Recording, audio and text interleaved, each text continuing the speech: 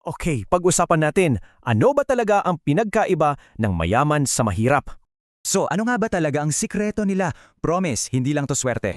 Ang totoo niyan, nasa daily habits lang yan. Yup, mga habits na kayang-kaya nating lahat. Okay, first step, buuin natin ang isang matibay na financial foundation.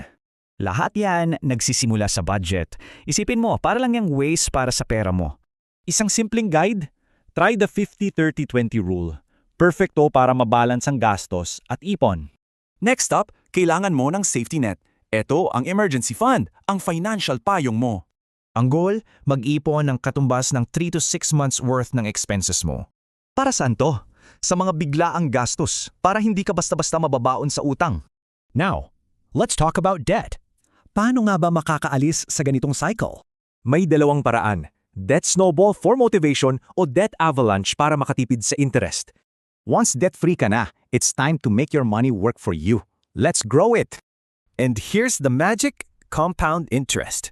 Dito lumalago ang pera mo ng sobrang bilis. Kaya super powerful ang pag-i-invest ng maaga, kahit paunti-unti lang yan. Hindi sigurado saan mag-i-invest? A good starting point is index funds. Simple lang. So, anong sikreto sa lahat ng to? Gawin mong automatic. Consistency is key, di ba? Adopt this mindset. Pay yourself first. Isipin mo, bill ang savings mo na dapat unahin. So paano i-automate yan? Simple lang ang steps para hindi na kailangan ng sobrang willpower.